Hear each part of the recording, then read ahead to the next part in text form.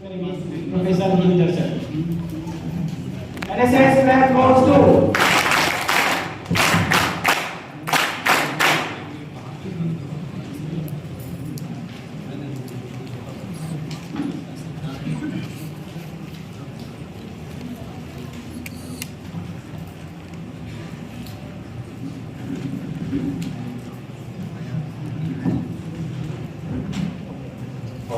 धन्यवाद अहमद जी।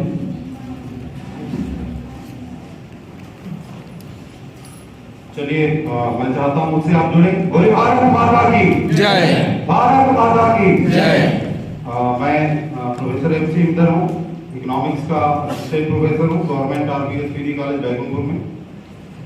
और 2003 से विद्यार्थी जीवन के अलावा 2003 से राष्ट्रीय सेवा योजना का कार्यक्रम अधिकारी रहा 2008 तक, और उसके बाद 2009 से लगातार जिला संगठन के दायित्व का निर्वहन कर रहा हूं। इससे पूर्व कोरिया के बाद फिर सूरजपुर जिला नया बना तो उसकी जिम्मेदारी मिली। बाद में हमने मिश्रा जी को तैयार किया और पिछले 2 साल से वो दायित्व वो संभाल रहे हैं। और इधर एक तरफ हमने सूरजपुर को छोड़ा, दूसरी तरफ हमारा नया पैदा हो गया, MC भी आ गया। तो अभी भी 2 जिले का दायित्व जो है संभालने का अवसर मिला हुआ है। और क्योंकि हमने राष्ट्रीय सेवा योजना को विद्यार्थी जीवन से जिया हुआ है, तो वर्तमान में भी जो भी कार्य मिलते हैं, जो भी दायित्व मिलते हैं, कभी उसके लिए हम पीछे नहीं हटते, बल्कि एंजॉय करते हैं। उन तमाम गतिविधियों को हम एंजॉय करते हैं।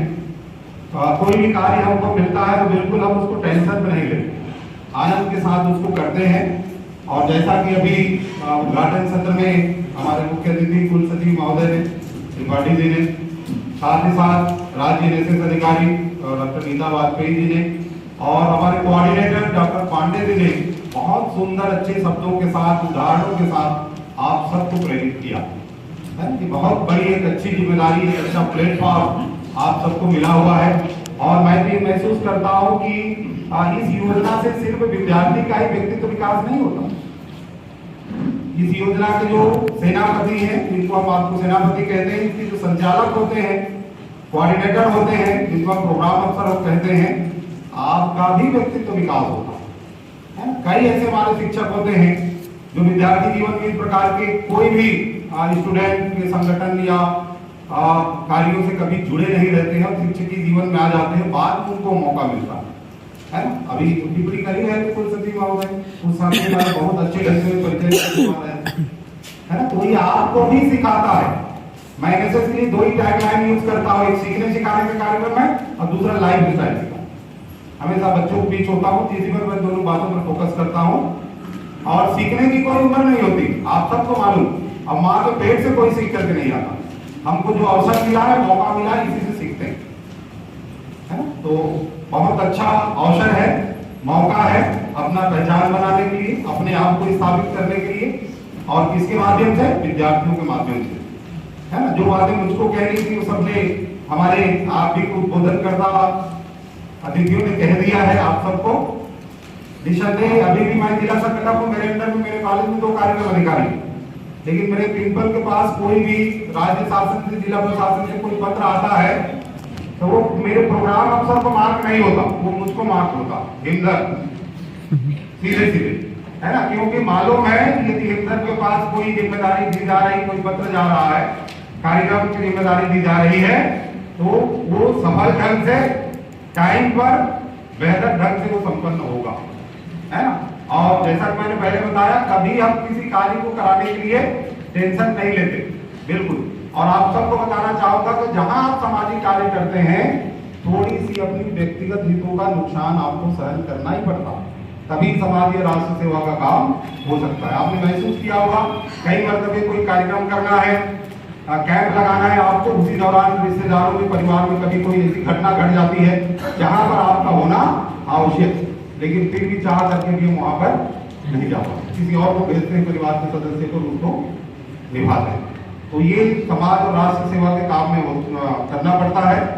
तो ये भावनात्मक बातों को हम छोड़ते हैं और सीधा चूंकि प्रशिक्षण सत्र है, कार्यशाला है, और मुझको बहुत अच्छा लग रहा है कि काफी लंबे समय के बाद पिछले वर्ष की कार्यशाला में मैं नहीं आ पाया था किसी व्यस्तता के कारण, मैं नहीं था। तो ये 2 साल के बाद कई हमारे पुराने साथी जिनके साथ लंबे समय से उसको काम का अनुभव है, कार्य का अनुभव है, आज आप सब से इसी बहाने कम से कम मुलाकात हो रही है, एक दूसरे से हम सब परिचित हो रहे हैं। तो आइए थोड़ी सी बात करते हैं। कार्यक्रम अधिकारी का जो ड्यूटी है, ये एक महत्वपूर्ण दायित्व आप सबको मिलता है, जहां आप विद्यार्थी के लिए उसके मार्गदर्शक होते हैं। वहीं पर यदि आपका मधुर व्यवहार है तो समाज के बीच आप जब जाते हैं तो एनएसएस की जो गतिविधियां हैं, इन गतिविधियों को आप बेहतर ढंग से क्रियान्वित कर सकते हैं और समाज के बीच भी जिस अंचल में आप रहते हैं, जिस क्षेत्र में रहते हैं, जिस संस्था में रहते हैं, वहां पर भी अपने स्वयंसेवकों के माध्यम से अपनी बेहतर छवि आप स्थापित कर सकते हैं, है ना। विभिन्न भूमिका में आप होते हैं। शिक्षक तो हैं आप, शिक्षक तो हैं, इसके अलावा कोऑर्डिनेशन का काम करते हैं, आप समन्वयक होते हैं, है ना, मार्गदर्शक होते हैं, मॉनिटर होते हैं, मूल्यांकन करता भी होते हैं, कई बार सर्वेयर की भूमिका में भी होते हैं, है? ये तमाम भूमिका का निर्वहन जो है आप सबको कार्यक्रम अधिकारी के रूप में करना पड़ता है। तो ये महत्वपूर्ण जिम्मेदारी है एनएसएस की गतिविधियों को संचालित करना। सर किसी भी संस्था में, चाहे वो कॉलेज हो या हायर सेकेंडरी का स्तर हो। एनएसएस में हम लोग 2 प्रकार की गतिविधि संचालित करते हैं, सबको मालूम है। सीनियर लोगों को लगेगा कि सर हम तो ये सब इतने सालों से हम कर रहे हैं, लेकिन कई हमारे नए टीचर्स पहली बार प्रशिक्षित भी नहीं है, कार्यक्रम अधिकारी के रूप में अपने दायित्व को संभालने जा रहे हैं, तो उनके लिए मार्गदर्शन का काम करेगा और आपको भूल गए होंगे तो आपको भी सारी बातें याद आ जाएंगी। 2 प्रकार की गतिविधि संचालित करते हैं। एक को कहते हैं हम लोग नियमित गतिविधि, रेगुलर एक्टिविटी, और दूसरा होता है स्पेशल एक्टिविटी, विशेष गतिविधि। और विशेष गतिविधि में खास करके हम 7 डेज कैंप, किसी गांव में जो आवासीय होता है, आवासीय शिविर का आयोजन हम लोग विशेष गतिविधि के अंतर्गत करते हैं। अब ये जो पूरा पाठ्यक्रम की रचना स्वयंसेवकों के लिए की गई है, ये इसमें जो मुख्य फोकस है वो गतिविधि पर, रेगुलर एक्टिविटी, और रेगुलर एक्टिविटीज के आधार पर ही स्वयंसेवकों की एग्जाम निर्धारित होते हैं। और इसके लिए आप सबको विश्वविद्यालय कहता है, अभी सत्र की शुरुआत में हमारे कार्यक्रम समन्वय के द्वारा आप सबको भेज दिया जाता है ग्रुप में आदर्श कार्य योजना, साल भर के लिए आदर्श कार्य योजना आप सबको दे दी जाती है। तो जरूरी नहीं कि विश्वविद्यालय ने जो चीज लिख दिया है, अभी कुलसचिव महोदय कह रहे थे 20 काम मत करिए, 5 को करिए, लेकिन अच्छे ढंग से करिए, बेहतर ढंग से करिए और अच्छे करके बताइए, है ना। और ये कुलसचिव महोदय बड़ा अच्छा सहयोग है। यदि मैं संचालक होता तो उनके बारे में बहुत कुछ बताता। मैं जिला संगठक हूँ कोरिया जिले का, उस दौरान कार्यक्रम अधिकारी रहे, है ना। और वो हमेशा वो कहा करते थे कि इंदर जी हमको फोटो नहीं खिंचाना है, कुछ करके बताओ, है ना। जहाँ भी 2-4 शिविर उन्होंने लगाया, कुछ हट करके अलग अच्छा करने का कार्य जो है मैंने त्रिपाठी सर ने किया हुआ, है ना। और ये जो पौधा वाली बात कर रहे थे, कच्चर मैडम को याद आ गया होगा, मनेन्द्रगढ़ यूनिट से आए क्या हमारे कार्यक्रम अधिकारी लोग, विवेकानंद आए हुए, है ना। तो वो कुछ गतिविधियां वो देखते थे कुछ इकाइयों की, संस्थाओं की, जहां प्रकार की फोटोग्राफी कराने का काम ज्यादा चलता है ना। काम कम होता था, लेकिन फोटोग्राफी, फोटो खिंचवाना है, कहीं पर रैली निकल रहा है तो सबसे पहले फोटो कार्यक्रम अधिकारी का हमारा आना चाहिए, है ना। जबकि आपको बैकग्राउंड में रहना है, आप डायरेक्टर हैं, निर्देशक, कभी फिल्म के डायरेक्टर निर्देशक को देखते हैं आप चलचित्र में, है ना। तो आप तो डायरेक्टर है, आपको बैकग्राउंड में रहना है, आप जरूरी नहीं कि फोटो आपको दिखे। ये भी कोशिश करें, कभी मीडिया में न्यूज देते हैं तो आपके बच्चे हाईलाइट होने चाहिए, है ना। कई कार्यक्रम अधिकारियों को न्यूज का हम पढ़ते समय ग्रुप में ढेर सारा हम पढ़ते रहते हैं, वो पूरा स्टाफ का बखान होता है, उनके एक भी स्वयंसेवक का नाम उस समाचार पत्र में नहीं होता, जबकि उन्हीं विद्यार्थियों को बदौलत आप सारे कार्यक्रम को अंजाम देते हैं। और जब आपसे मांगते हैं कि विद्यार्थियों को फाइल बनाइए पुरस्कार के लिए, तो पेपर कटिंग ढूंढते हैं, तो जब आपने बच्चों का नाम ही नहीं दिया तो उसके नाम से पेपर कटिंग कहाँ पाएंगे। तो कृपया इस बात का भी ध्यान रखें, जो मेन आपके सीनियर जो स्वयंसेवक हैं, जिनको आपको आगे बढ़ाना है, कुछ बच्चों का आप साहसिक शिविर में, गणतंत्र दिवस परेड में, जब भी अवसर मिलता है बाहर शिविर जाने का, तो उन ऐसे टैलेंटेड विद्यार्थियों को आगे बढ़ाइए, ताकि उनके बदौलत 2-3 साल में अच्छा सा उसका फाइल तैयार हो सके और उसको आप विश्वविद्यालय राज्य स्तर या नेशनल अवार्ड के लिए उसका फाइल आप तैयार करा सकें, है ना। और बच्चों के बदौलत ही, उनके कार्यों के बदौलत ही आपका भी फाइल तैयार होगा, आपका भी फाइल उस दिन तैयार होता है और आप दोनों मिलकर अच्छा कर रहे हैं, स्वयं सेवक और कार्यक्रम अधिकारी दोनों मिलकर आप अच्छा कर रहे हैं, तो संस्था को भी सम्मानित करा सकते हैं। रीता गिरी मैडम यहाँ पर बैठी हुई है, हर साल ये साल गेट पड़ रहा है, हर साल उनके स्वयं सेवक सम्मानित हो रहे हैं, स्वयं स्टेट अवार्ड से सम्मानित हुई है, अपने संस्था को उन्होंने सम्मानित करा दी। मैं आप सबसे जानना चाहता हूँ, आप बेहतरीन काम करते हैं, तमाम गतिविधियां संचालित कर रहे हैं, लेकिन जब पुरस्कार के लिए फाइल आमंत्रित किया जाता है, जिला संगठक अपनी पीड़ा व्यक्त कर सकते हैं, 2-4 फाइल भी नहीं आता हमारे पास। इसका मानना क्या ये मैं मान लूं कि आप कोई भी काम नहीं करते, या फिर 20 पन्ने का 50-100 पन्ने का आप फाइल नहीं तैयार कर पा रहे। आप बेहतर करते हैं, बस उसका डॉक्यूमेंटेशन आप सही ढंग से नहीं कर पा रहे हैं, है ना। आजकल फोटोग्राफ्स है, मोबाइल में सब चीज है, सब सेव करके रखते चलिए। और आप सबसे आग्रह है, यदि सेवा कार्य में कोई लाभ की उम्मीद हमको नहीं करना चाहिए, लेकिन यदि भारत सरकार ने, राज्य शासन ने ये व्यवस्था दिया है कि अच्छे कार्य करने वालों को प्रोत्साहित करने के लिए सम्मान पुरस्कार मिल रहा है और आप बेहतर कर रहे हैं, तो पुरस्कार आपको भी मिलना चाहिए, आपके विद्यार्थी को मिलना चाहिए, आपकी संस्था को मिलना चाहिए, है ना। तो काम करते करते थोड़ी डॉक्यूमेंटेशन भी आप सब करते जाएं, और हम चाहते हैं कि उस सम्मान से आप सब सम्मानित हों। इस वर्ष जो है माननीय मुख्यमंत्री महोदय ने जो पुरस्कार की राशि है, वो पूरे आयोजन की राशि है, उसकी घोषणा उन्होंने 50 लाख रुपए की कर दी है ना। और अभी नीता मैडम से हम लोगों की बातचीत हो रही थी, वो पूर्व के जो पुरस्कार राशि थे सब में इजाफा कर दिया गया। इसी सत्र से जिला संगठन की शुरुआत हुई है और उसमें धनराशि नहीं था, सिर्फ सर्टिफिकेट था, और अगले सत्र से वो भी शुरू होगा। तो आप बेहतर करते हैं, सम्मान पुरस्कार आपको मिलना चाहिए, तो इसकी तैयारी आप करते चले। तो आइए हम लोग मुद्दे पे बात करते हैं। नियमित गतिविधि में एक साल में 120 घंटे की कार्य योजना बनाने की जिम्मेदारी कार्यक्रम अधिकारी की है आपकी। इलेक्शन 2 साल का कोर्स है, मालूम है आपको, घंटा स्वयं सेवकों को काम करना होता है, और दूसरे साल में फिर 120 घंटा, 2 साल में 240 घंटा, और दोनों साल में 1 साल उस स्वयं सेवक को विशेष 7 दिवसीय आवासीय शिविर करना कंपलसरी होता है। तब कहीं जाकर के वो स्वयं सेवक मूल्यांकन के बाद स्कूल वाला है A सर्टिफिकेट प्राप्त करता है, और कॉलेज वाला है तो B, और B पाने के बाद C पाने की न्यूनतम क्वालिफिकेशन है, B सर्टिफिकेट आपके पास होना चाहिए, तब उसको मिलता है C सर्टिफिकेट, है ना। तो ये 120 घंटा की कार्य योजना आपको तैयार करनी है, आपको बनानी है, और इसके लिए मैंने बता दिया है, आदर्श कार्य योजना विश्वविद्यालय के द्वारा जारी की जाती है।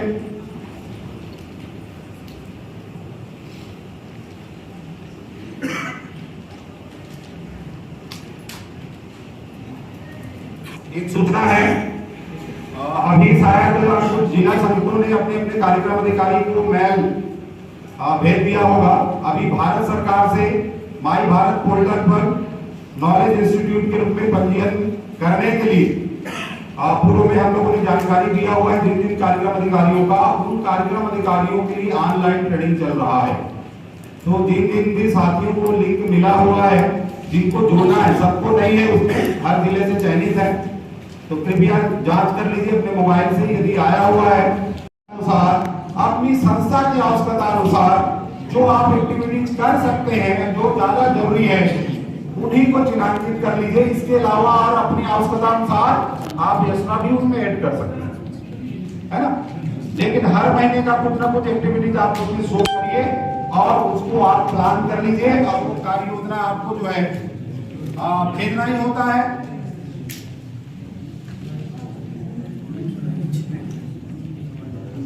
सैद्धांतिक बातें मैं आपको बता रहा हूं, उसके बाद व्यवहारिकता में आप कई बार आपने देखा होगा कि जो पुराना पाठ्यक्रम एनएसएस का जो डायरी में होता है, आपके कार्यक्रम अधिकारी की डायरी में, विद्यार्थी विद्यालय में, वो फेल हो जा रहा है ना, क्योंकि भारत सरकार से, राज्य शासन से और जिला प्रशासन से नए नए कार्यक्रम हमारे कार्यक्रमों में जुड़ जाते हैं, है ना।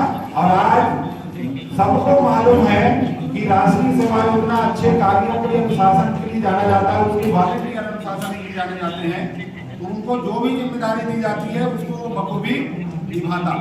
इसलिए लगभग शासकीय योजनाओं का प्रचार प्रसार करना हो, कहीं पर जागरूकता का कार्यक्रम चलाना हो, ये तमाम जिम्मेदारी मिल रही है राष्ट्रीय सेवा योजना। इसलिए आप महसूस कर रहे होंगे, खास करके हमारे पीओ लोग डेली जो है कार्यक्रम समन्वयक महोदय राज्य से फॉरवर्ड होता है मैसेज कार्यक्रम समन्वयक को आता है, वो अनिवार्य बहुमुखीकरण का होता है, जिसको आपको संस्था में कार्यक्रम अधिकारी को ही आयोजित करना होता है। 120 घंटे में 20 घंटा अनिवार्य विमुखीकरण का होता है ना। और इस 20 घंटा के अंतर्गत जो है आप 3 प्रकार की एक्टिविटीज करा सकते हैं।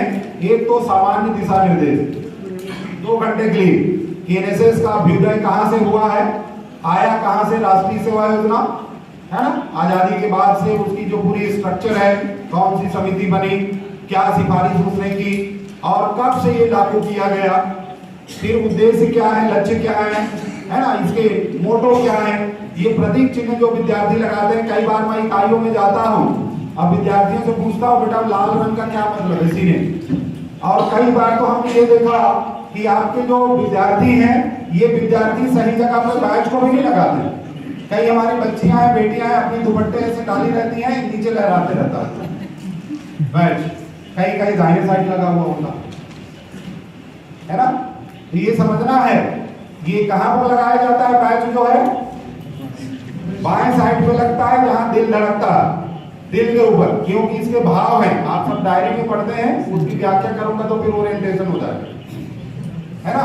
ये तीनों का मतलब है, एनएसएस में कोई ड्रेस कोड नहीं है, जो आपके वॉलंटियर पहनते हैं वो विद्यालय या कॉलेज का ड्रेस है।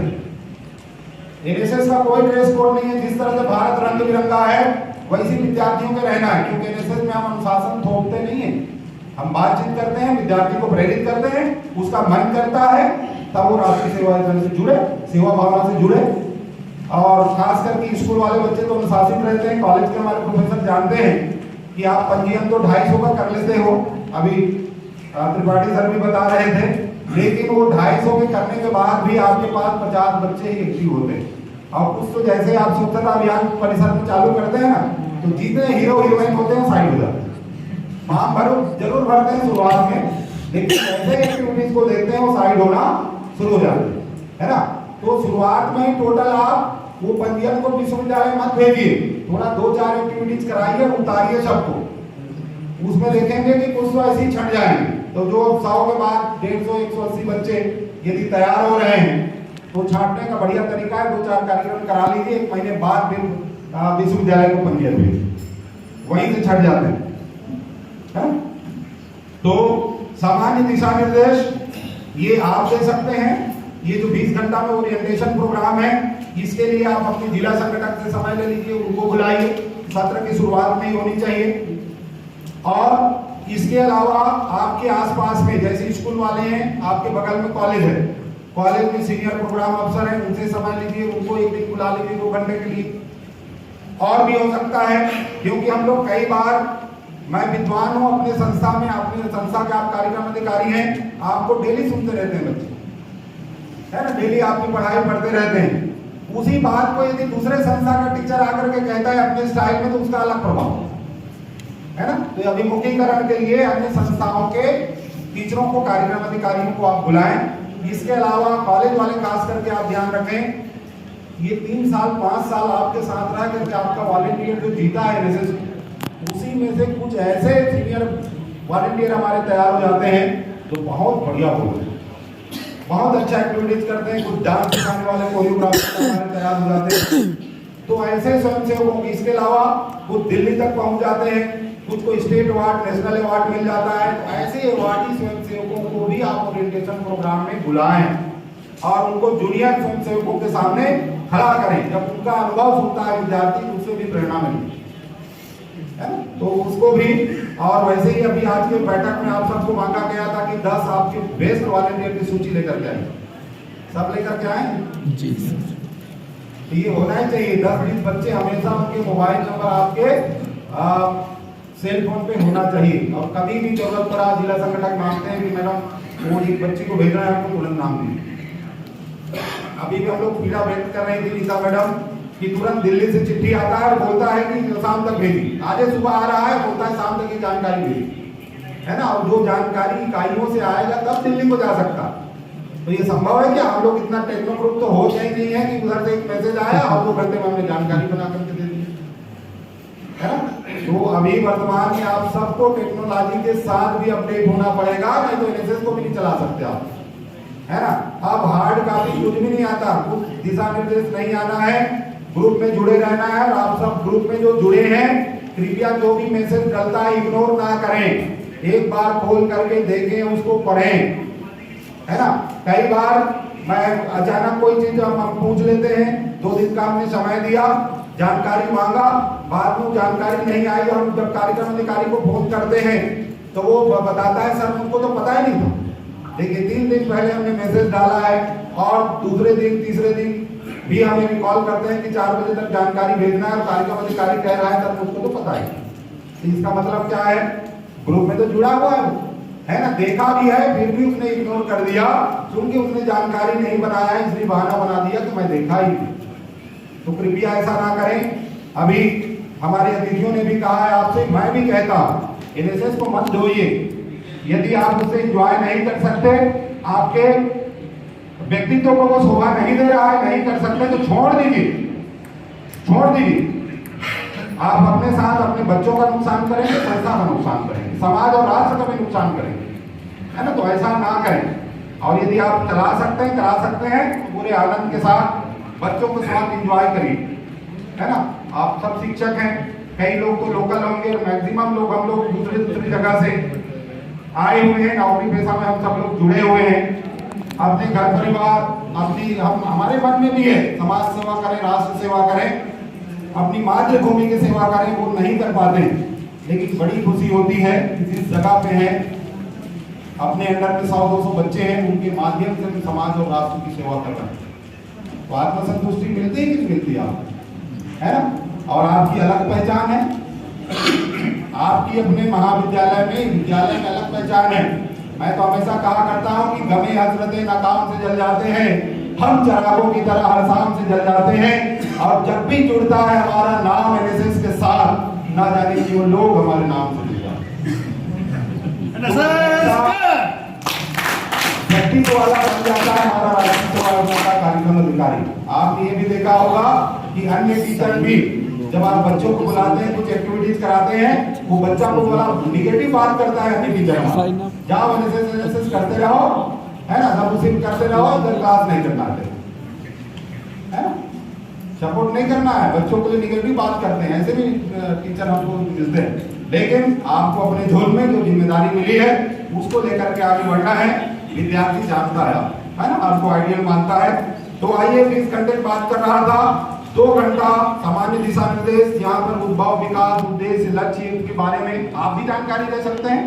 शुरुआत में जैसे आपने पंजीयन किया, विद्यार्थियों को बुला लीजिए। और बढ़िया तरीका, कोई कॉलेज वाला मेरा कार्यक्रम अधिकारी ये बताएगा कि आप 100 बच्चे ढूंढ नहीं पाते हैं, आपके कॉलेज में 500 विद्यार्थी पढ़ रहे हैं, अध्ययन कर रहे हैं, लेकिन 100 बच्चे भी आपको एनएसएस से नहीं मिलते। ऐसा कोई संस्था है जहां ढूंढना पड़ता है जा करके आपको, या आपकी सूचना निकाल देने से 100 का पंजीयन, बल्कि 150, 250, कई जगह तो 100 का पंजीयन है, 200 का पंजीयन आता, ऐसे भी संस्थाएं। यदि ऐसा है, कोई बताना नहीं चाह रहा है, यदि ऐसा है, इसका मतलब ये है कि आप राष्ट्रीय सेवा योजना को विद्यार्थियों तक नहीं ले जा पा रहे। उसका क्या इंपॉर्टेंस है उस विद्यार्थी के लिए, समाज और राष्ट्र के लिए क्या इंपॉर्टेंट है, इससे जुड़ करके विद्यार्थी को क्या फायदा होगा, ये सारे चीज आप विद्यार्थी को नहीं बता पा रहे हैं, इसलिए विद्यार्थी जुड़ना नहीं चाहते। एक जनरल ओरिएंटेशन होना चाहिए। जैसे ही फर्स्ट ईयर के बच्चे, अभी हम लोग दीक्षा आरंभ समारोह किए हैं, है ना, उसके बाद तुरंत आप एक जनरल जिसमें बीए, बीएससी, बीकॉम, यूजी के फर्स्ट सेमेस्टर, पीजी के फर्स्ट सेमेस्टर, सारे विद्यार्थियों को बिठा लीजिए और अच्छे से उसका ओरिएंटेशन करिए। एनएसएस से जुड़ने से क्या लाभ है, ये जब आप विद्यार्थी को बता देंगे और उसी दिन आप हाथ खड़ा करवाएंगे, तो आप देखेंगे कि ढेर सारा विद्यार्थी उसी दिन फॉर्म भर देगा, है ना, 100 से प्लस हो जाए। लेकिन सही मैसेज, सही दिशा निर्देश, सही जो मोटो है वो विद्यार्थी तक पहुंचना चाहिए। और खुद नहीं कर पा रहे हैं तो अपने जिला संगठक को, सीनियर कार्यक्रम अधिकारी को बुला लें और उस ओरिएंटेशन जरूर कराएं, है ना। मेरा दावा है कहीं पर ऐसा नहीं हो रहा है, मुझको बुला करके देखिए, है ना। आप 100 चाहते हैं, 200, 250 बच्चे तैयार कर लूंगा और सब फॉर्म भर देंगे आपको। इसका मतलब है कि सही ढंग से ओरिएंटेशन बहुत जरूरी है विद्यार्थियों का। और इसी में आते हैं विशिष्ट कुछ बातें हैं जो 8 घंटे, 20 घंटे में 2 घंटा सामान्य दिशा निर्देश हो गया, 8 घंटे आपको विशिष्ट बातों पर चर्चा करनी है। इसमें कुछ पीटी परेड योगा और ये जो राष्ट्रीय सेवा योजना के गीत हैं, जो प्रेरणा वाले गीत हैं, विद्यार्थी के डायरी में है, दैनिक में है, 8 से 10 गाने। इसके अलावा देशभक्ति अच्छे प्रेरक गाने भी हो सकते हैं। इन गानों का रियाज भी करवाना है ना। अभी नीता मैडम तुरंत हमको टोक रही थी, स्वागत गीत की यहाँ प्रस्तुति हुई, उन्होंने कहा कि राजगीत के बाद तुरंत लक्ष्य गीत की प्रस्तुति हुई। मैं इसलिए खड़ा हुआ था, उन बच्चियों को पूछ रहा था तो बेटा आपकी कोई तैयारी है लक्ष्य गीत गाने की, हम कंटिन्यू गवा दे, है ना। तो उन्होंने असमर्थता जाहिर किया, इसलिए नहीं कर पाए। तो लक्ष्य गीत वगैरह यूट्यूब में भी उपलब्ध है ना। आप चाहें तो हम उसकी लिंक शेयर कर देते हैं, तो उसको सिस्टम में आप चला दीजिए। और आपके विद्यालय में या कॉलेज में कुछ ऐसे विद्यार्थी होते हैं जो सिंगर होते हैं, गाने वाले, तुरंत उसको लाइक को पकड़ लेते हैं और बढ़िया से गाने लग जाते हैं। तो राष्ट्रीय सेवा योजना का कार्यक्रम संगीतमय होता है, गीतों से भरा हुआ होता है। गीत से शुरू करते हैं और गीत से समापन होता है। लक्ष्य गीत सबको गाना आता है जी। उठे समाज के लिए उठे उठे, जगे स्वराष्ट्र के लिए जगे जगे, स्वयं सदैव सुंदरा संवार दे, स्वयं सदैव सुंदरा संवार दे। ये लक्ष्य गीत है। ये लक्ष्य गीत लय के साथ गाना आना चाहिए, है ना। तो आपको भी आना चाहिए, तभी आप विद्यार्थी को सिखा पाएंगे, है ना। उसके अलावा कई सारे उसमें गाने राष्ट्रीय सेवा योजना, इसके अलावा देशभक्ति गानों को भी आप गवा सकते हैं। ध्यान रखना है, जैसे सरकारी कार्यक्रम है, विद्यार्थी हमारे जागरूकता कार्यक्रम चलाते हैं, है ना, वो सिखाने के लिए कुछ जाते हैं, तो हमारे कार्यक्रमों में कोई बेहुदा वाले फिल्मी गीत या लोकगीत ना तो बजने चाहिए, ना ऐसे गानों में आपके स्वयंसेवकों को परफॉर्म भी नहीं करना है। एनुअल फंक्शन में आप नचवा सकते हैं, लेकिन राष्ट्रीय सेवा योजना के मंच में बेहुदा वर्ड गाने का प्रतिबंध है। ध्यान रखिएगा, सरकारी कार्यक्रम है बिल्कुल यूज नहीं करने देना। इसके अलावा हम लोग शिविर के लिए आपको कहते हैं कि ग्रामीण सहभागिता में लेना है, गांव के जो कलाकार बच्चे हैं उनको भी मंच देना है। कृपया कई जगह हमने देखा कि वो एकदम उपनाम गाने में आकर के गांव का बच्चा नाचना चाहता है ना। तो जरूर एक बार हमारा कार्यक्रम अधिकारी या जो भी सांस्कृतिक कार्यक्रम संचालन कर रहा है उसको बोल के रखें कि एक बार गांव की कोई प्रस्तुति हो रही है, उसके गाने को जरूर चेक कर लें। और यदि बेहुदा है, हमारे मंच के लायक नहीं है, तो कृपया ऐसे कार्यक्रम की प्रस्तुति मंच पर ना कराएं, उसको कहें दूसरे गाने में तैयार करके आओ। ये ध्यान रखना है। तो ये 8 घंटे में आपको योगा, पीटी परेड और साक्षर भारत के कार्यक्रम, और अभी आप जान रहे हैं कि कई संस्थाएं, खास करके ये तो हमारा सरस्वती कन्या महाविद्यालय है, ये साक्षरता कार्यक्रम उल्लास नव भारत कार्यक्रम से जुड़ा हुआ। रीता मैडम के साथ जुड़ी हुई है ना। कुछ हमारी संस्थाएं इस पर काम कर रहे हैं, तो इस पर भी हमको स्वयंसेवकों को प्रशिक्षण करना है, उनका किट उपलब्ध कराना है। ये बच्चे जहां जिस गांव जिस घर में रहते हैं वहीं पर उनको कार्यक्रम करना है, दूसरी जगह जाने की जरूरत नहीं। तो ये भी उसी के अंतर्गत आता है। साक्षरता विभाग से अधिकारियों को बुलाकर के इनका प्रशिक्षण आप करा सकते हैं। इसके बाद ये 8 और 2 10 घंटा हो गया। फिर जो 10 घंटे बचते हैं, इस 10 घंटे में आपको स्किल्स कुछ सिखाना विद्यार्थियों को। पीटी परेड भी उसी में ही आता है ना। तो स्पोर्ट्स अफसर है आपके यहाँ, तो उनको बुला लीजिए, या सीनियर वॉलंटियर है जो दिल्ली गणतंत्र दिवस तक परेड तक गया हुआ है, उसको बुला करके बढ़िया से आप परेड का अभ्यास कराइए। अभी हम लोगों ने कल विश्वविद्यालय स्तरीय सिलेक्शन किया हुआ है प्रीआरडी का। 2 छात्र और 2 छात्रा का हम लोगों ने चयन किया है, और अभी 10 नवंबर से वो पटना बिहार में जो स्तर सिलेक्शन में जाएंगे, है ना। ये हर साल होता है, हर साल होता है। क्या आप नहीं चाहते कि आपका विद्यार्थी दिल्ली तक जाए? चाहते हैं ना। इसकी तैयारी कब होगी भाई? ये अभिमुखीकरण दौरान ही आपको साप्ताहिक कार्यक्रम आपको आयोजित करना ही है। 120 घंटे को पूरा करने के लिए हर सप्ताह आपको कार्यक्रम करना है, और राज्य शासन से दिशा निर्देश हमको मिला हुआ है कि ये छुट्टी के दिन होना चाहिए पूरा।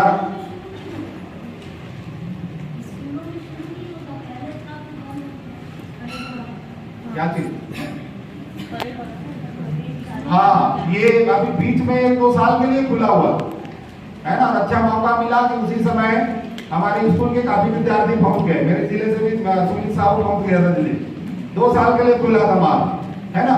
और चूंकि अब वो बच्चे जो है उतने ज्यादा मैच्योर नहीं होते हैं, 1-1 महीने का वहां पर परेड होता। भोर में 4 बजे 4:30 बजे उठा दिया जाता है, 8-9 बजे तक लगातार परेड कराया जाता है ना, दिल्ली राजपथ के लिए, है ना। अकेला एनएसएस ही है जिसको 26 जनवरी के दिन राष्ट्रीय गणतंत्र दिवस समारोह में, पहले राजपथ था, अब तो कर्तव्य पथ हो गया, कर्तव्य पथ में मार्च पास करने का मौका मिलता है। तो ये अब सिर्फ कॉलेजों को ये स्पष्ट लिखा हुआ आता है कि महाविद्यालय और महाविद्यालय के भी फर्स्ट ईयर का विद्यार्थी नहीं जा सकता। 1 साल का उसको एनएसएस में अनुभव, 1 शिविर का अनुभव होना आवश्यक है ना। उसके मापदंड जारी होते हैं, उसके हिसाब से जाना है। तो ये विशेषज्ञों को बुला करके आपको अभ्यास कराना है। योगा पीटी परेड इसी में आता है। कुछ आप फील्ड वर्क भी विद्यार्थी को ले जाकर के आप करा सकते हैं, सर्वे का काम है। इसके अलावा एनएसएस का खेल होता, ग्राउंड में ले जाएं बच्चों को, किसी शनिवार को या संडे को आप सिर्फ खेल खिलवाइए, दूध दही राम रावण ऐसे कैसे, लीडर पकड़, रुमाल झपट्टा, पिट्टुल, ये सारे खेल हैं जिसमें किसी सामान की आवश्यकता नहीं पड़ता। 10 बच्चे, 100 बच्चे, 500 बच्चे एक साथ मिलकर खेल सकते हैं, आनंद ले सकते हैं। तो ये भी वो 120 घंटा में शामिल है। तो इसका प्रशिक्षण जरूर आप कराएं। शिविर में तो आप लोग कराते ही है ना, शाम को देसी खेलकूद जी, है ना। तो इसका नियमित गतिविधि में भी शामिल है। नियमित गतिविधि में भी इसका अभ्यास आपको, शिविर में तो कम बच्चे होते हैं, 40-45 100 की इकाई 50%, लेकिन नियमित गतिविधि में तो हमारे पास 100-150 बच्चे, बल्कि कॉलेज का अन्य बच्चा देखता है उस खेल में, वो भी भाग लेना चाहता है, उसको भी सिखा दीजिए, करा दीजिए। तो ये 20 घंटे का आयोजन आपको ही करना है, 120 घंटे। उसके बाद 100 घंटे के कार्यक्रम में आते हैं पहला 30 घंटा, उसके बाद अगला 70 घंटा। तो ये जो 100 घंटे में 30 घंटा जो है, जो आपका संस्था परिसर है, कैंपस है आपका जो विद्यालय या कॉलेज का, उस कैंपस में उसके सौंदर्यीकरण के लिए और उसके विकास के लिए काम करना है। अब क्या क्या कर सकते हैं, प्रिंसिपल सर के साथ मिल करके आपको उसका निर्धारण करना है, तय करना है। स्वच्छता कार्यक्रम तो करना ही है आपको, है ना। स्वच्छता से तो शुभारंभ हुआ है एनएसएस, है ना। वो अच्छा है कि आज राष्ट्रीय अभियान का दर्जा मिल गया, ये एनएसएस की देन है। 24 सितंबर 1969 से हम लोग झाड़ू लगाते आ रहे हैं, आज राष्ट्रीय अभियान का दर्जा मिला। अभी भी पखवाड़ा आपने मनाया 15 दिन का पूरा, स्वच्छता ही सेवा पखवाड़ा, है ना। तो ये कैंपस को करना ही है। आपका कैंपस सबसे पहले, दूसरों को उपदेश देने के पहले खुद पर अमल करना।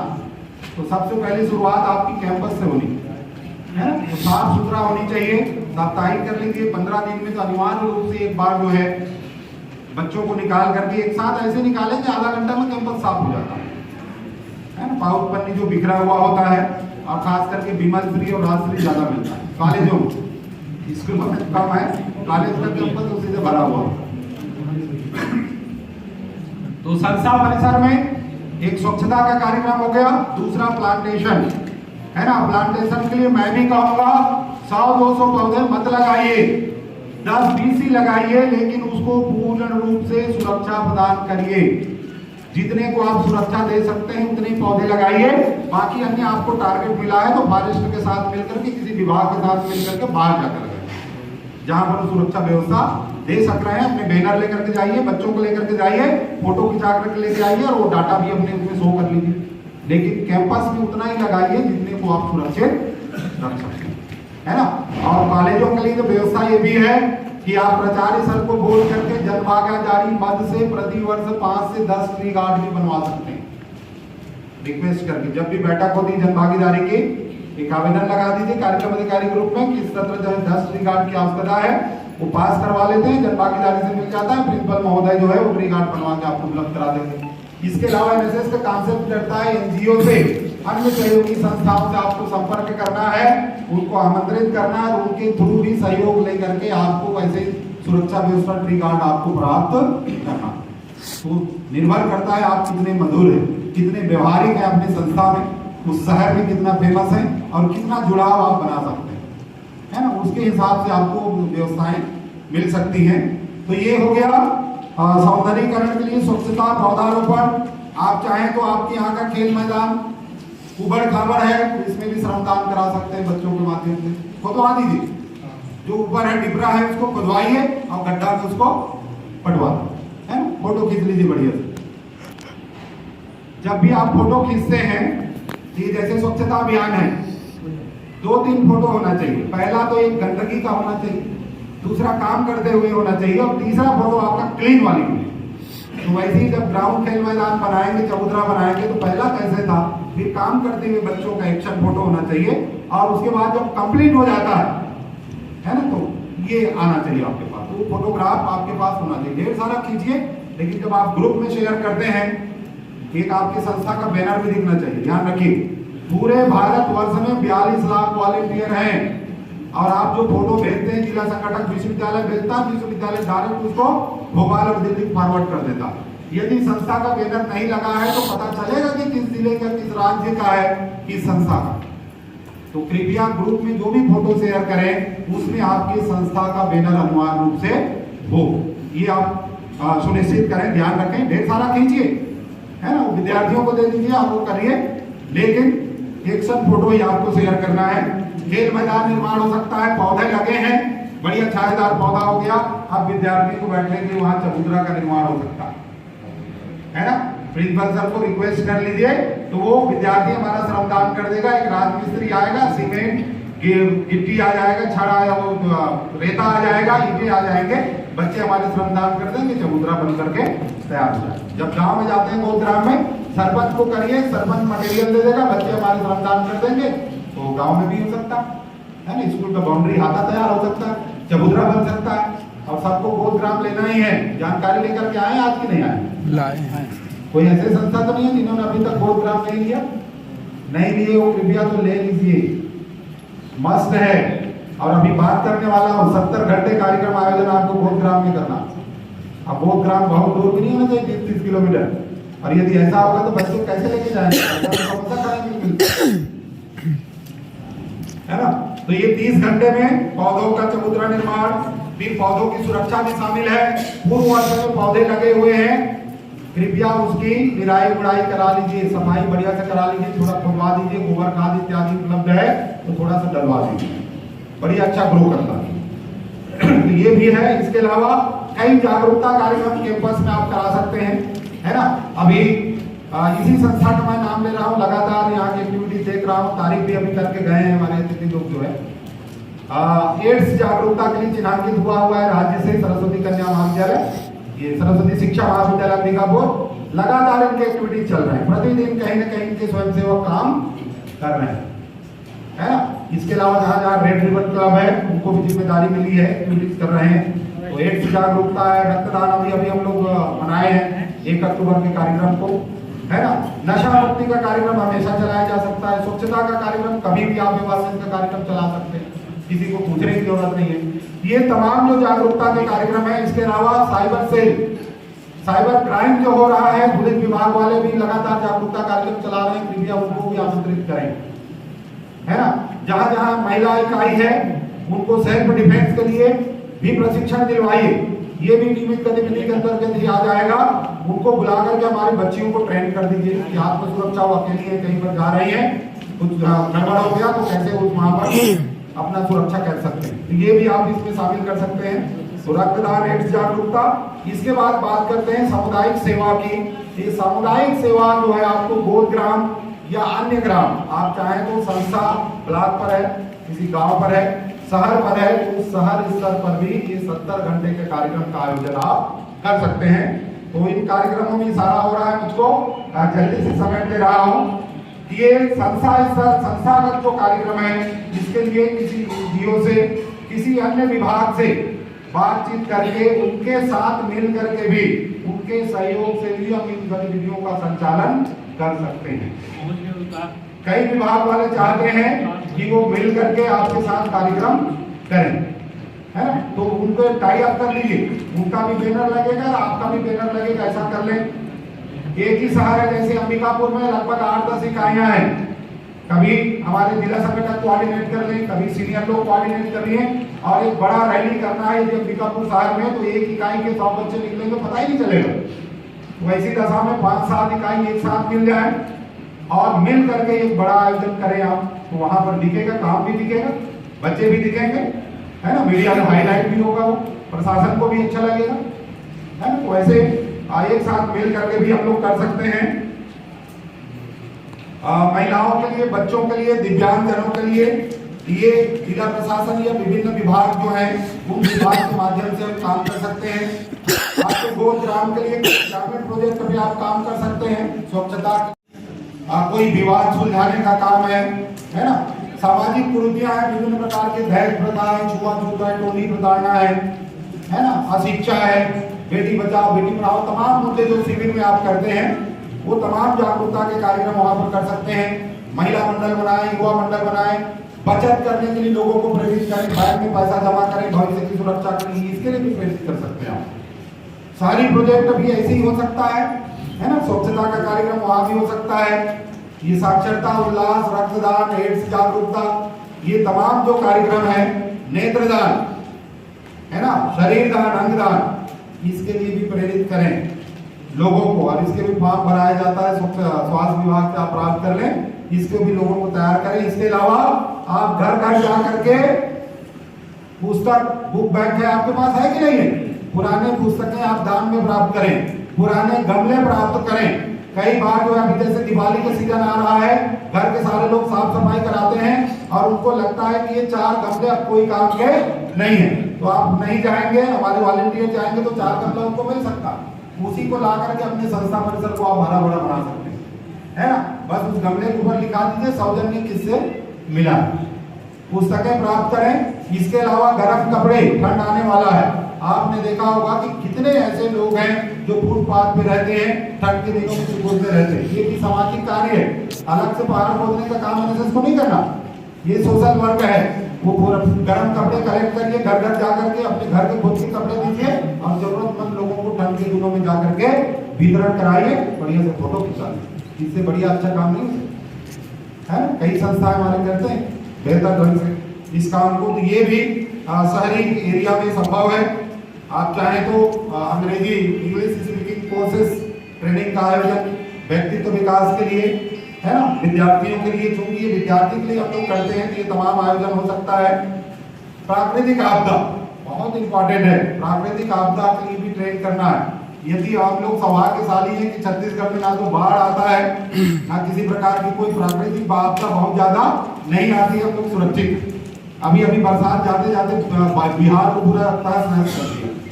तो जो जिस क्षेत्र के हमारे वॉलंटियर होते हैं, आपदा राहत के लिए सारे स्वयंसेवकों को वहां पर काम पर लगाया जाता है ना।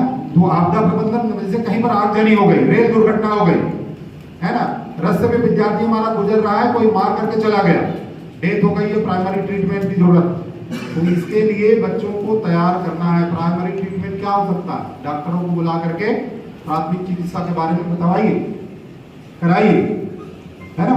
तो ये भी इसी में अंदर आ जाएगा। फिर राष्ट्रीय और अंतर्राष्ट्रीय दिवस, तो विभिन्न दिवस है, आपकी डायरी में आप लोग करते ही हैं। शुरुआत करूंगा तो विश्व योग दिवस है ना। और उसके बाद जब हम लोग और आगे आते हैं उसी में हम कर लें तो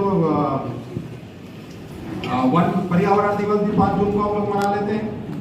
फिर जुलाई आते हैं तो विश्व जनसंख्या दिवस मिलता है। अगस्त आते हैं स्वतंत्रता दिवस हो गया। सितंबर में आते हैं तो अंतर्राष्ट्रीय साक्षरता दिवस है, जहाँ पर नेशनल डे भी है हमारा, है ना। अक्टूबर आते हैं तो रक्तदान दिवस है और उसके बाद गांधी जयंती आ जाता है ना।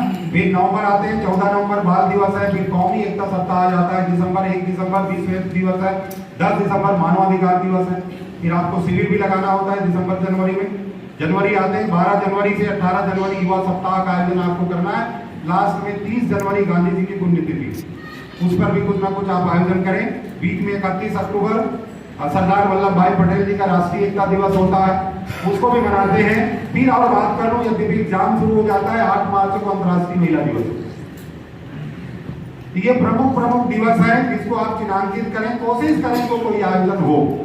नहीं करा पा रहे हैं तो कोई बात नहीं। इसके अलावा भी अन्य अपनी आवश्यकता अनुसार किसी भी दिवस का आप चुनाव कर सकते हैं। अब ये सब मिलाकर के 120 घंटा आपको करना है। अब इसके बाद भी आपको लगता है कि प्लान करने के बाद भी 10 घंटा 15 घंटा कम हो जा रहा है, तो इसके लिए एक व्यवस्था और दिया है राष्ट्रीय सेवा योजना ने, दीवा शिविर लगाने का। दिवा शिविर, ये दिवा शिविर 1 दिन का होता है और ये इसकी न्यूनतम अवधि है 8 घंटे। 8 घंटे का दिवा शिविर आप लगा सकते हैं। संस्था में नहीं लगाना, आपके गोदग्राम या किसी अन्य गांव में जाकर के लगाना है। घर से निकले बच्चे हमारे आए, वहां से लेकर के वापस लौटने तक 8 घंटा है ना। और इस 8 घंटे में 100% विद्यार्थी को नहीं जाना है, 50% वॉलंटियर लेकर के जाना है। 100 में 50, 50 में 25, और उनको नाश्ता देने के बजाय लंच देना है, क्योंकि दिन भर का 8 घंटा का वर्क है। और लंच का जो रेट है, दर है, वो 50 रुपये। बढ़िया से चाय पूरी और सब्जी और अचार हो सकता है ना। या तो आप चाहें तो वहीं मध्याह्न भोजन वाली से बात करके दाल चावल भी बढ़िया से आप वॉलंटियर को गांव में खिला सकते हैं। इसके अलावा नाश्ता का जो दर है इस साल बढ़ गया है।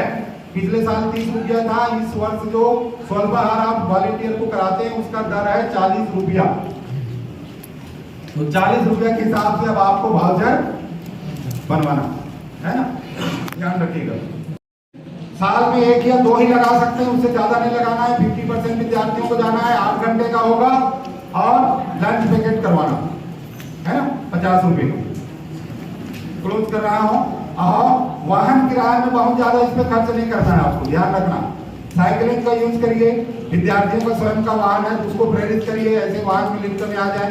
कुछ को आप कार वाले गाड़ी वाले 5 बच्चों को 7 बच्चों को आप बिठा लीजिए, ऐसा करके मैनेज करके उन बच्चों को लेकर के वहां तक जाना है।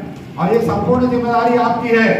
जहां महिला विंग है या बॉयज के साथ यदि गर्ल्स भी जा रही हैं, वहां चाहे नियमित गतिविधि हो, शिविर हो, महिला शिक्षक का, महिला स्टाफ का होना अनिवार्य है। कृपया ये बात ध्यान रखें, सुनिश्चित करें।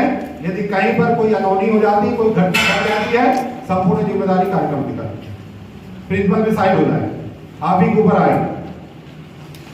अब इसके बाद जो है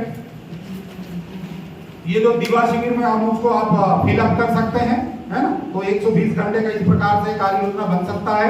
इसके अलावा भी ये तो आपने प्लान किया, विद्यार्थी चाहे तो पल्स पोलियो चलता है अभियान, उसके गांव में कोई स्वास्थ्य शिविर लगा हुआ है ना। अन्य कार्यक्रमों में भी वहां भागीदारी करके, जैसे इलेक्शन वगैरह आता है उसमें वॉलंटियर का काम करते हैं, तो वो 8 घंटा 7 घंटा जुगाड़ करके लाके सर्टिफिकेट लाके अपनी डायरी में लिखा के आपसे इनिशियल करवा सकता है। तो वो भी 120 घंटा में उसका प्लस करना है, जुड़ जाना है ना। अनपढ़ लोगों को तो पढ़ाना है, इसके अलावा छोटे क्लास के बच्चों को पढ़ाना भी एक्टिविटीज में शामिल है शिक्षा में। और ऐसा कोई आपका वॉलंटियर कर रहा है, महीने में 1 घंटे पढ़ा रहा है, तो 30 घंटे तो ऐसे ही पा जाएगा वो। तो उसकी डायरी में ऐड करना है और 120 घंटा को आपको पूरा करवाना है ना। अब इसमें दिशा निर्देश वही है कि एनएसएस का जो कॉन्सेप्ट है छुट्टी के दिन के लिए बना है, लेकिन मुझको लगता है कि कई हमारे ऐसे कार्यक्रम अधिकारी, जैसे एनएसएस डे हमारे संडे को पढ़ना है, 1 दिन पहले मनाता, ताकि छुट्टी के दिन उसको आना ना पड़े, या 1 दिन बाद। संडे एनएसएस डे था तो मंडे को मनाता, बिल्कुल गलत बात है ना। ये छुट्टी का दिवस के लिए एनएसएस बना हुआ है। ये जो साप्ताहिक कार्यक्रम है, संडे को बुलाइए, आप खुद को आना पड़ेगा। खुद जब आने लगेंगे तो बच्चे अपने आप आपके आएंगे, है ना। तो कृपया ऐसा ना करें, जो दिवस जिस दिन के लिए निर्धारित है उस दिन करें, अन्यथा उसको आयोजन ही ना करें। अब इसके बाद जो है मुख्य रूप से आपको और एक तो गोदग्राम लेना है, और जिसने नहीं लिया है जरूर ले लीजिए। कोशिश करिए गोदग्राम में 2, 4, 5 कार्यक्रम जो है साल में हो। संभव है उस गांव में बढ़िया रहने की व्यवस्था है तो शिविर भी उसी गोदग्राम में ही आप आयोजित करें, वहीं पर लगाएं, ठीक है। इसके अलावा वार्षिक कार्य योजना आप सबसे बना लिया है, नहीं बनाया तो उसको भी बना लें। सलाहकार समिति का गठन आप सबने कर लिया है जी। प्रिंसिपल अध्यक्ष होते हैं, कार्यक्रम अधिकारी सचिव होते हैं। इसके अलावा 2-3 अन्य विभाग के अधिकारी, जैसे फॉरेस्ट की जरूरत पड़ती है, स्वास्थ्य की जरूरत पड़ती है, एग्रीकल्चर से, तो जो जिस जगह पर जो स्तर के उनके अधिकारी हैं उनको मेंबर बना लीजिए। आपके संस्था से 2-3 शिक्षक हो सकते हैं, आपके 2-3 सीनियर वॉलंटियर हो सकते हैं उसके मेंबर। इसके अलावा जो गोदग्राम लेते हैं वहां का सरपंच या सरपंच का कोई प्रतिनिधि, पंच भी इसका मेंबर हिस्सा होता है, सदस्य होता है। और कम से कम 3 बैठक शुरुआत में कार्य योजना का अनुमोदन कराना है। शिविर लगाने के पहले दूसरा बैठक और तीसरा बैठक फरवरी में समीक्षा बैठक, सलाहकार समिति की 3 बैठक होनी चाहिए, 25 संधारित करके रखें। और इसके अलावा एक बार न्यूज, भाई आप गांव के ग्रामीण क्षेत्र में जाकर बहुत बढ़िया काम करते हैं, लेकिन वो समाज के लोगों को, अन्य लोगों को तभी पता चलता है जब आप समाचार पत्र में उसको प्रकाशित कराते हैं। तो कभी कभी मीडिया के लोगों को भी अपने किसी कार्यक्रम में गेस्ट बना के बुला लें, चाय पिला दें, समोसा खिला दें, माला पहना दें, उतने में ही वो खुश हो जाते हैं। जब भी आपका समाचार जाता है, भले थोड़ा काट काट करते हैं लेकिन प्रकाशित करा देते हैं, है ना। तो वो मान सम्मान को भी थोड़ी भूखे होते हैं, तो उनको भी आमंत्रित करें, है ना, बिना कभी। और हाँ, एक लालच उनके भी है, वो चाहते हैं कि आपका विज्ञापन भी 15 अगस्त 26 जनवरी में छपे और 2-4 हजार रुपया मिले। तो प्यार से उनको बता दें कि भाई ये समाज सेवा का काम है, जो 2-4 पैसे आता है बच्चों को समोसा खिलाने के लिए जाता है। पैसा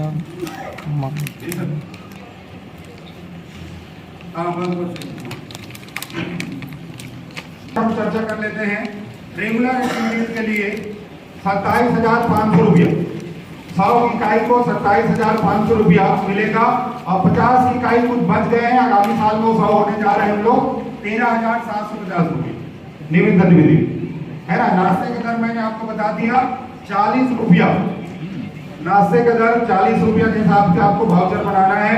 यदि दीवा से भी लगाते हैं तो 50 रुपये का लंच पैकेट होगा, है ना। और 2 ही मद है, 2 ही मद में आपको खर्च करना है। ये 25,500 रुपया स्वल्पाहार के लिए है।